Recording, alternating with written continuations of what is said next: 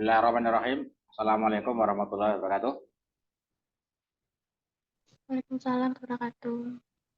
Para mahasiswa yang mengikuti kuliah secara pendidikan, hari ini kita akan melanjutkan diskusi kita dengan topik pendidikan pada masa bangsa-bangsa Barat dan juga nanti sampai masa penjajahan Belanda hingga Jepang ya. Kita akan menampilkan peserta kita kali ini yaitu saudari Jessica Lestari.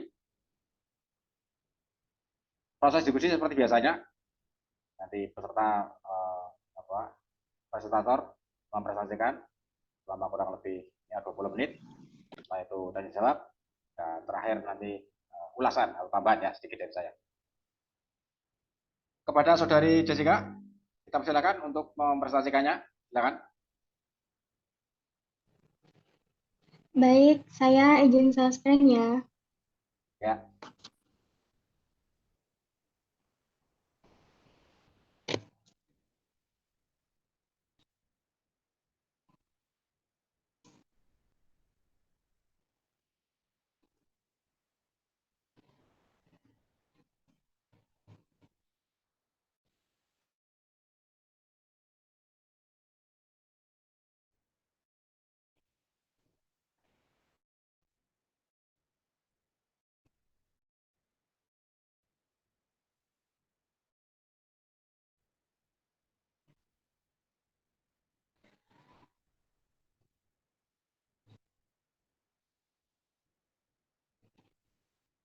Baik, teman-teman, apakah sudah terlihat?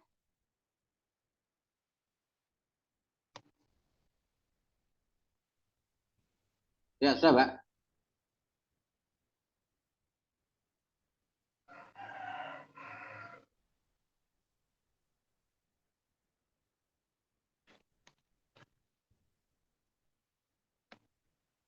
Assalamualaikum warahmatullahi wabarakatuh.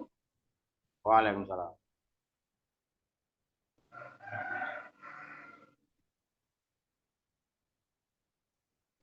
Baik, sebelumnya terima kasih Pak Yudi dan teman-teman yang telah hadir. Saya akan mempresentasikan tentang pendidikan di Indonesia masa kedatangan Portugis, Spanyol, Belanda, dan Jepang.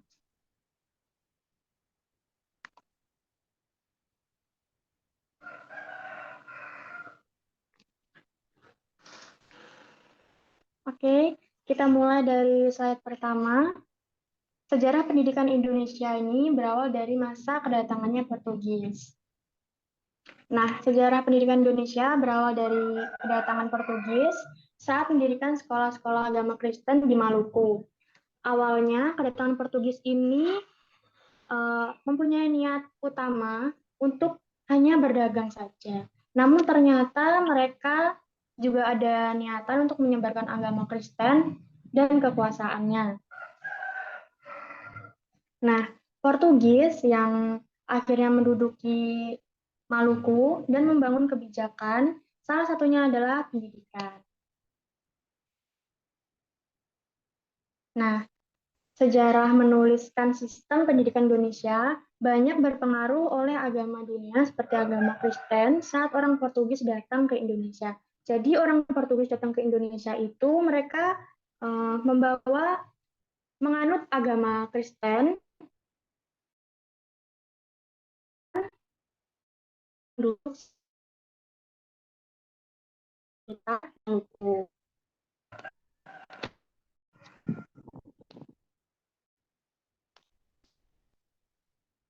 Nah, kenapa kok Portugis ini bisa mendirikan pendidikan? Karena mereka itu memiliki kecerdasan yang tinggi, terutama dalam bidang ilmu pengetahuan dan teknologi. Yang kedua, mereka memiliki prinsip 3G, yaitu gold, yang artinya kekayaan, glory, kejayaan, dan gospel, yang artinya menyebarkan agama. Selain niat mereka untuk menyebarkan pendidikan, Portugis ini juga menjadikan penduduk setempat memeluk agama Katolik.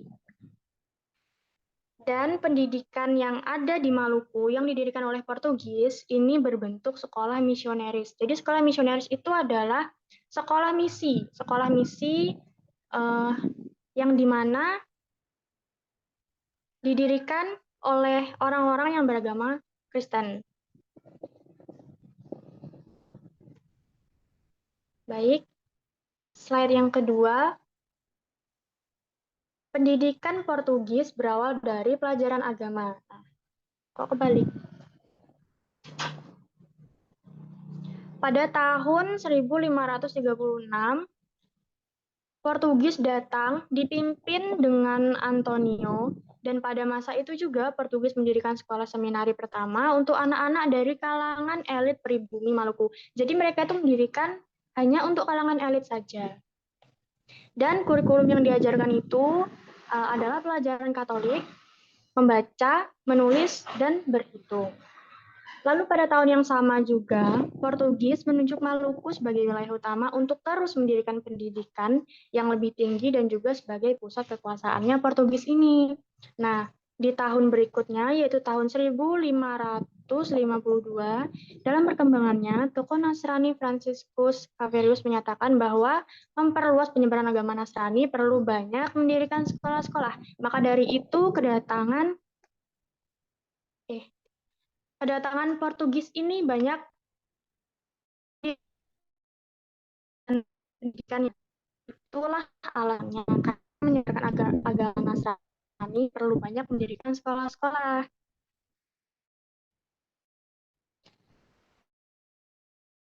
Selanjutnya adalah pendidikan pada masa kedatangannya Spanyol. Nah, dengan masa kedatangannya Portugis. Kenapa kok hampir sama? Karena pas kedatangannya Portugis itu disusul oleh Spanyol. Nah, mereka ini kan memiliki niat yang sama untuk menyebarkan agama Kristen Katolik gitu.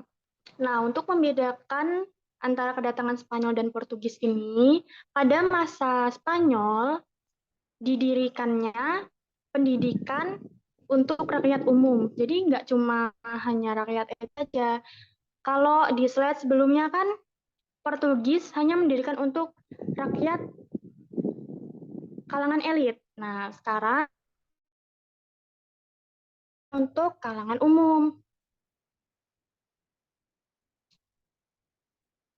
Nah, pada masa kedatangan Spanyol ini, itu terjadi pemberontakan. Pemberontakan itu terjadi karena Portugis dan Spanyol memiliki pendapat yang berbeda. Yang Portugis mendirikan sekolah untuk kalangan elit saja, sedangkan Spanyol memperlengkap untuk juga kalangan umum. Jadi mereka itu memiliki pendapat yang berbeda, sehingga bentrok dan terjadilah pemberontakan. Sehingga pada abad ke-16 runtuh kekuatan Portugis dan Spanyol di Indonesia. Nah, dari runtuhnya kekuasaan mereka berdua itu menandakan hilangnya juga misi Katolik di Maluku, yang menjadi salah satu akibat dari jatuhnya negara, sehingga usaha-usaha pendidikan terpaksa harus dihentikan. Jadi pada masa ini tuh pendidikan sementara dihentikan.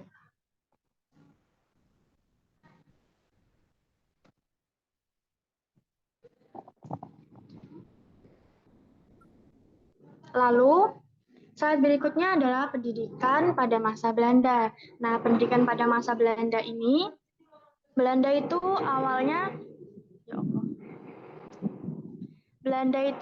datang ke Jawa untuk berdagang dan menciptakan kekuasaan baru.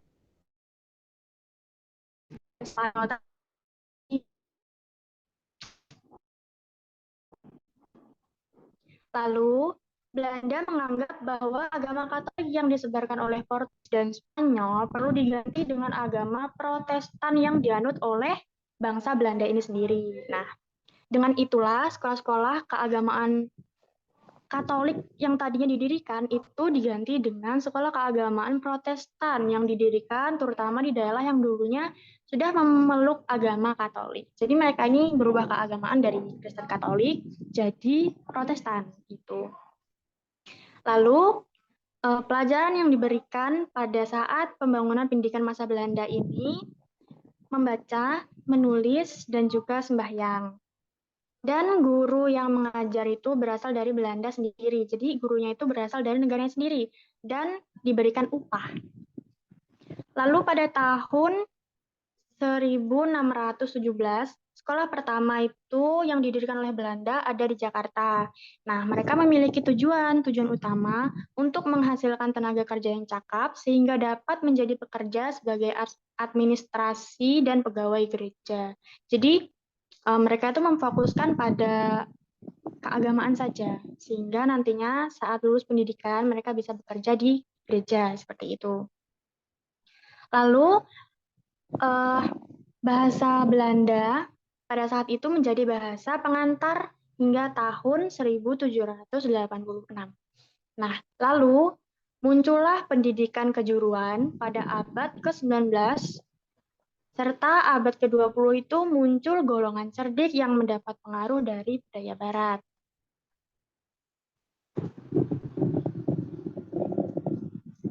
Nah, slide berikutnya adalah pendidikan pada saat masa kedatangannya Jepang. Seperti yang orang-orang tahu, Jepang itu datang ke Indonesia untuk menjajah. Menjajah Indonesia yang bisa dikatakan berlangsung lumayan pendek, yaitu dari tahun 1942 sampai tahun 1945. Nah, pada masa ini banyak peperangan yang terjadi karena segala urusan Jepang diajukan hanya untuk perang. Jadi mereka tuh mengutamakan perang gitu. Terus, nah pada masa Jepang ini pendidikan yaitu murid-murid mereka bergotong royong untuk mengumpulkan batu, lalu halaman sekolah ditanami ubi-ubian dan sayur untuk persediaan pangan, dan juga menanam pohon jarak untuk menambah pemasukan minyak demi kepentingan perang. Karena kan mereka tuh mengutamakan soal perang. Jadi mau nggak mau pendidikan itu seperti agak dikebelakangkan ya. Nah, lalu runtuhlah kolonial Belanda yang diikuti dengan runtuhnya sistem pendidikan pula. Nah, jadi pada saat masa Belanda ini sistem pendidikan pun runtuh karena mereka hanya mengutamakan perang. Dan banyak orang Belanda itu yang diinternir oleh pemerintah militer Jepang yang menyebabkan banyak sekolah-sekolah anak untuk Belanda dan Indonesia kalangan atas itu lenyap. Nah, hanya susunan anak sekolah untuk anak-anak sekolah Indonesia saja yang masih tersisa, seperti sekolah rendah, desa 3 tahun, sekolah sambungan 2 tahun, HCS masing-masing 7 tahun, cycle school 5 tahun, dan lainnya. Baik, hanya itu yang dapat saya sampaikan. Kurang lebihnya saya mohon maaf. Apabila ada pertanyaan, bisa ditanyakan. Atau Pak Yudi, jika ada tambahan, boleh ditambahkan. Terima kasih. Terima kasih Saudari Jessica atas prestasinya. Silakan peserta lain yang akan mengajukan pertanyaan atau menambahkan atau memberikan pernyataan. Silakan.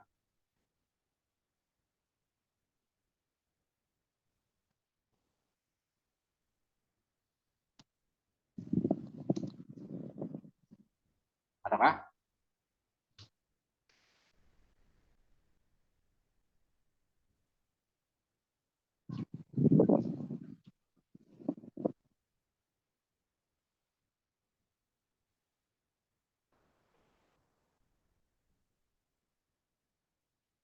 Silakan.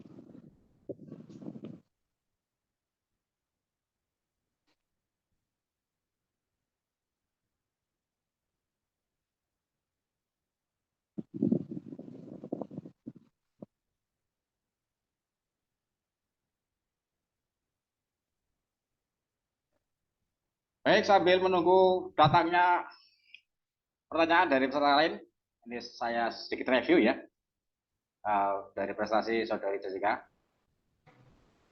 Kedatangan bangsa-bangsa Barat, Portugis, Spanyol ya, juga nanti disusul oleh Belanda dan Jepang. Ini secara umum pada mulanya itu tidak merubah sistem pendidikan yang sudah ada. sebelumnya di kawasan Nusantara ini ya. Sebelum kedatangan mereka sudah ada pendidikan ya, terutama pendidikan keagamaan di langgar-langgar, di musola-musola ya, di pesantren ada itu. Kemudian untuk yang pemeluk agama Hindu Buddha itu di ya Padepokan, di Paguron ya itu sudah ada. Ya, muatan pendidikannya adalah pada umumnya muatan pendidikan keagamaan. Nah, ketika mereka datang, bangsa-bangsa Barat itu datang, itu juga mereka membawa misi pendidikan melalui pendidikan keagamaan.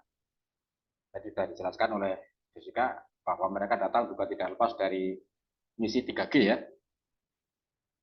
God, Gospel, dan Glory dan Gospel ya. Itu tiga itu mereka juga membawa itu ya, termasuk misi Gospel, penyebaran agama. Portugis juga begitu, Spanyol juga begitu ya, walaupun pada mulanya mereka datang sebagai untuk berniaga ya, berdagang.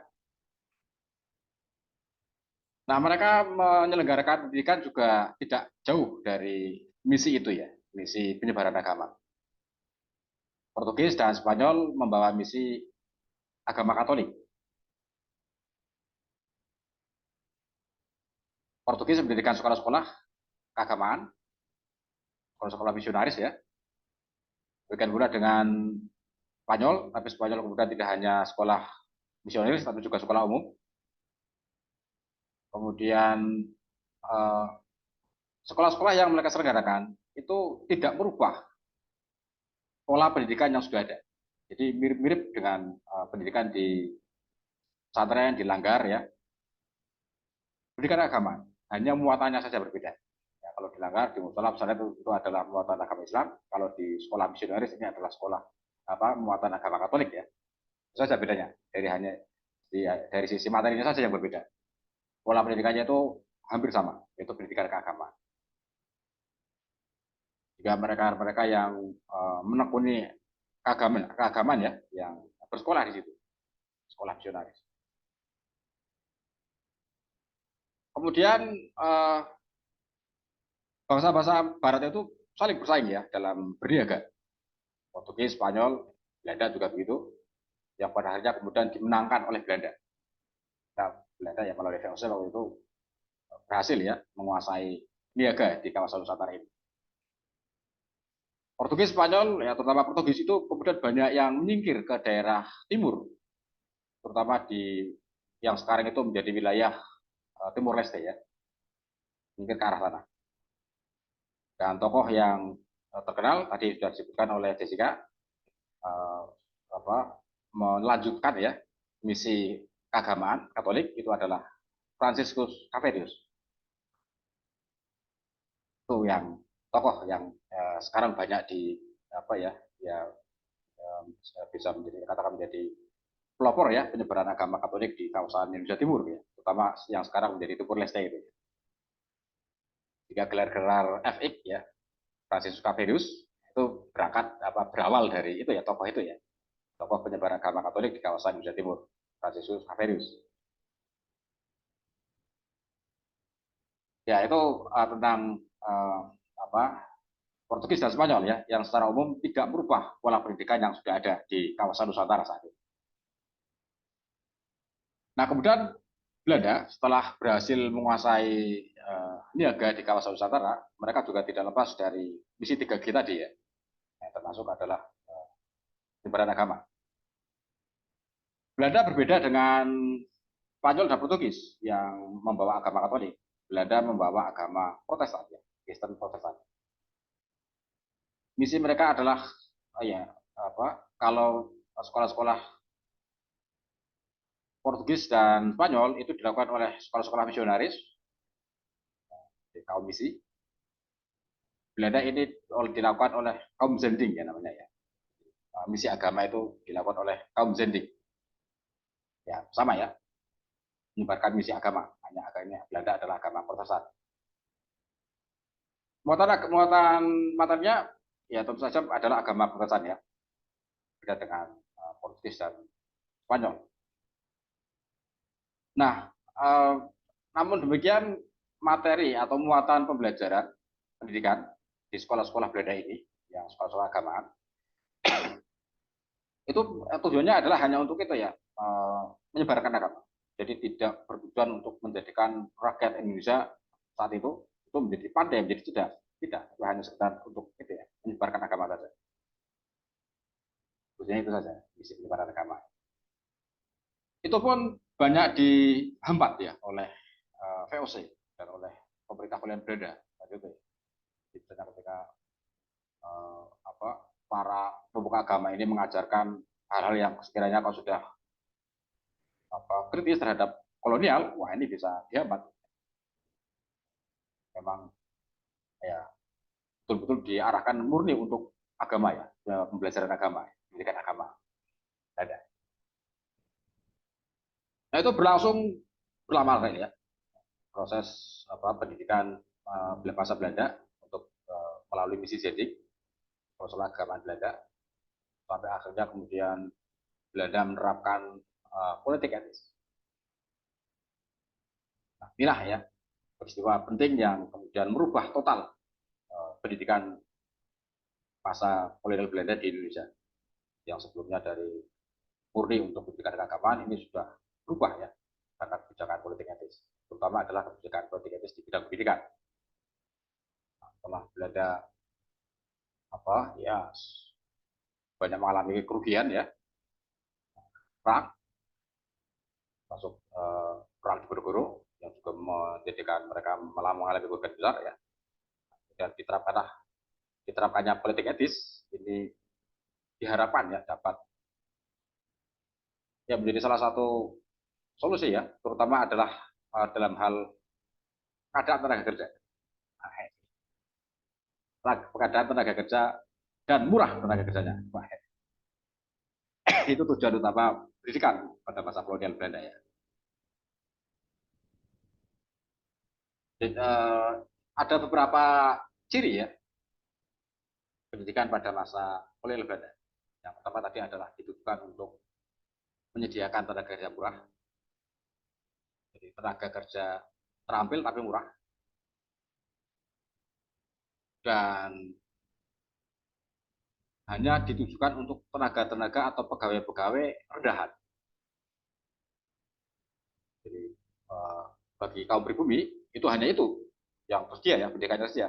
Jadi pendidikan untuk menyediakan tenaga kerja murah, tingkat rendahan dengan bayaran murah.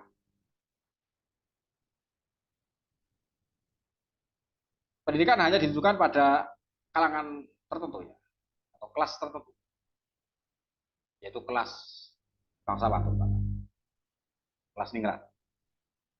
Itu yang bisa mengakses pendidikan ke sekolah-sekolah Belanda waktu itu. Jadi, pendidikan pada masa kolonial Belanda memang yang kedua adalah bersifat diskriminatif, membedakan kelas-kelas sosial ya. Hanya kelas-kelas sosial tertentu saja ya, ketika lapis menengah dan atas saja yang bisa mengakses pendidikan. Diskriminatif. Masyarakat bawah memang disediakan pendidikan oleh Belanda. Tadi sudah disediakan oleh Jessica, itu adalah disediakan untuk mereka sekolah rendah saja. Sekolah di desa. Itu pun tidak berjasa.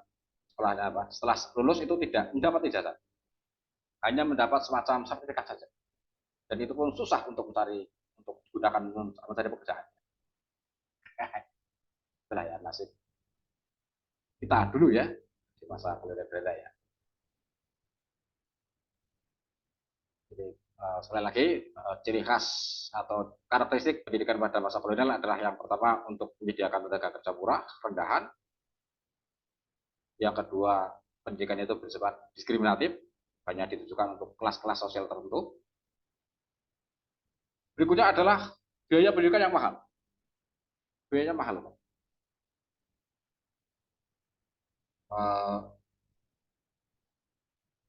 Dibandingkan dengan pendidikan yang diselenggarakan oleh masyarakat Indonesia saat itu, misalnya pendidikan di pondok pesantren, itu bisa berbanding 1:12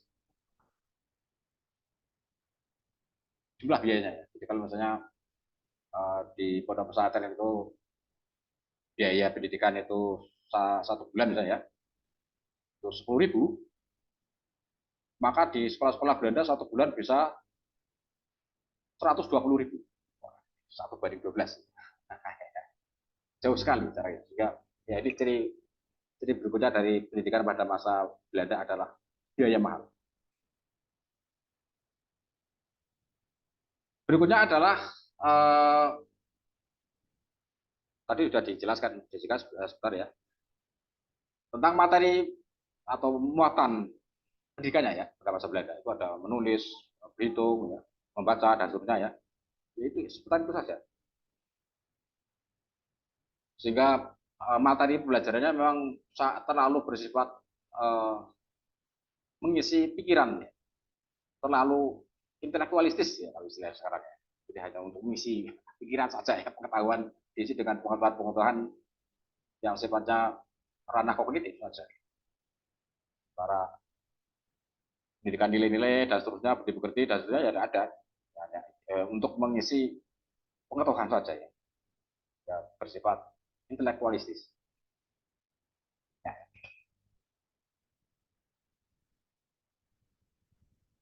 Nah, itu pada masa Belanda ya. Jadi ya nasib bangsa Indonesia di masa Belanda itu seperti itu ya, dengan ciri khas pendidikan yang begitu. Nah, berikutnya ya setelah Belanda mengalami kekalahan dari Jepang, maka kemudian pendidikan diambil alih oleh Jepang. Jepang berbeda dengan Belanda ya. Nah, Jepang membawa semangat eh, Asia Raya ya, nah, kejayaan untuk Asia ya, termasuk Indonesia juga mau diacak sampai cita-cita mereka untuk kejayaan Asia Raya, termasuk di bidang pendidikan. Nah, pendidikan yang sudah diselenggarakan oleh Belanda itu kemudian dihapus total oleh Jepang. Jepang tidak mengakui ya pendidikan yang diselenggarakan oleh Belanda. Semuanya ya diberangus lah ya, model pendidikannya ya. Diganti oleh model pendidikan Jepang yang itu tujuannya adalah untuk mencapai Asia Raya itu ya, melalui berbagai mobilisasi kekuatan. Pertama adalah kekuatan militer. Jika pendidikan di Indonesia pada masa Jepang ini ciri pentingnya adalah bersifat militeristik.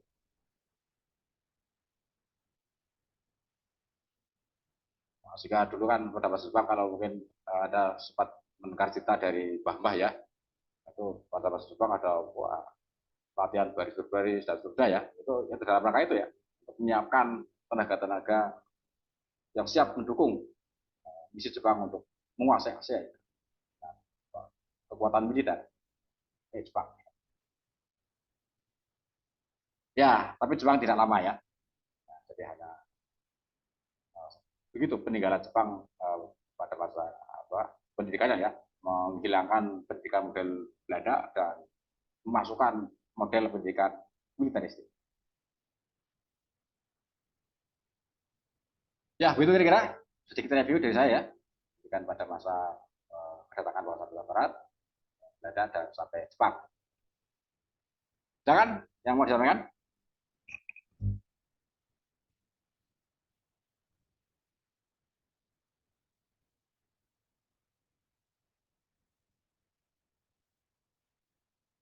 Ya, sampai hari ini yang banyak masih kita saksikan ya, artefak peninggalan sistem pendidikannya adalah sistem pendidikan Belanda ya,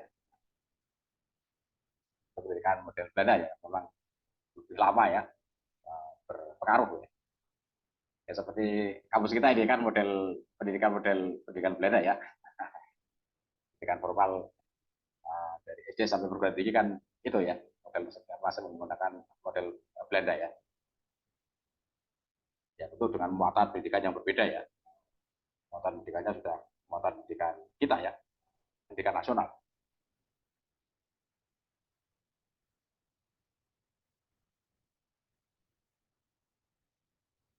Ya kan?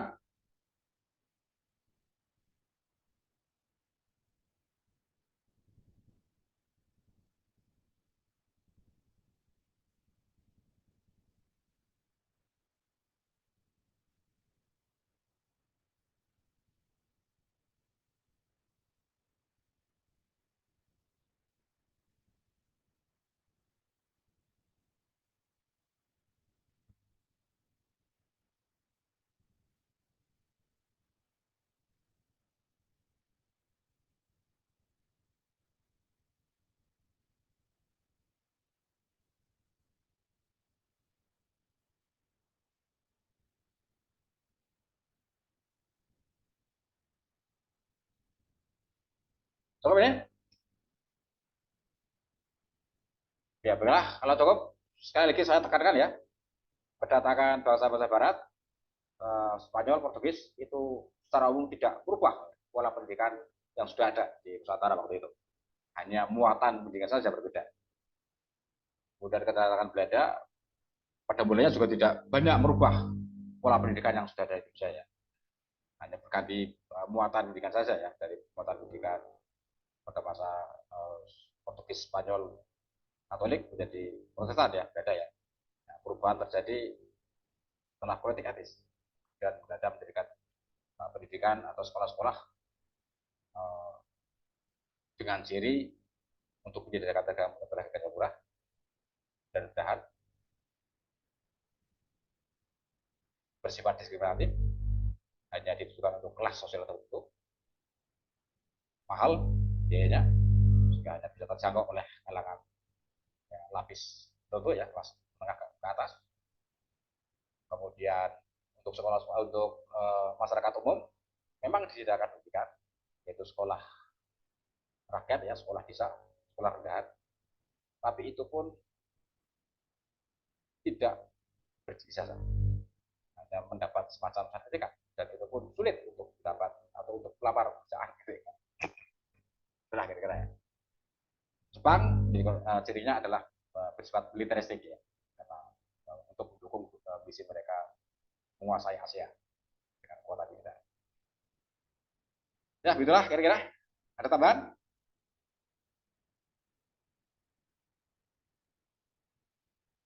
Pak, sudah kalau sudah ada,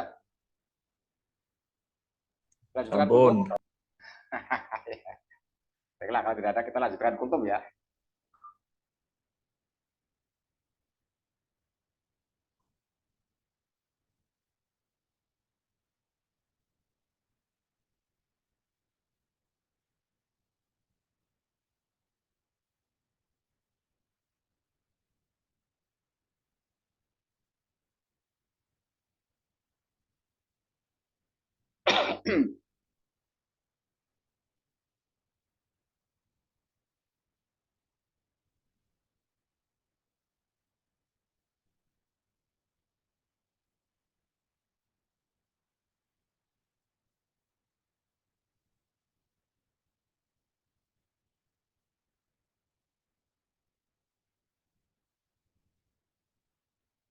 Ini waktu masih 2 menit lagi, nanti kalau selesai langsung gabung lagi ya, seperti biasanya ya. Kultum sejarah agama Buddha.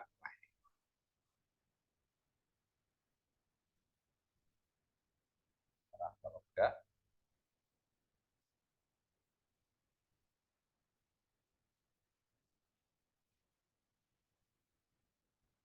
Ya, pertama kita lacak dulu tentang asal usul ya, asal usul agama Buddha ini. Dari segi nama Buddha ya, ini, jika kita telusuri, ini ternyata dari bahasa Sanskerta, yaitu dari kata Bud, yang artinya bangkit atau bangun. Jadi kata Buddha ya, agama yang agama kebangkitan ya. Ya ini tidak lepas dari agama sebelumnya memang ya, agama Hindu ya, yang pada agama Hindu itu ada kelas kasta ya, pembagian kasta. Nah, Buddha ini berbeda, sebagai semacam sebuah agama kebangkitan dari agama sebelumnya gitu ya, agama yang sudah berkembang sebelumnya. Ya, ini agama Buddha lahir sekitar abad 6 sebelum Masehi sebagai reaksi terhadap ada agama Hindu ya. Ya, yang dianggap tadi itu karena ada pembagian kasta ya, terlalu kaku. Buddha diartikan sebagai seorang yang telah mengalami kebijaksanaan sempurna ya, orang yang sudah sadar dan bersih dari segala sifat yang tidak baik. Agama Buddha. Kita tidak usah kaget ya. Misalnya pemunculan sebuah agama itu kok merupakan atau reaksi terhadap agama sebelumnya. Seperti halnya dalam kasus Hindu dan Buddha. Kemunculan agama Buddha itu juga reaksi dari agama Hindu sebelumnya ya, dengan kasta itu tadi. Itu biasanya.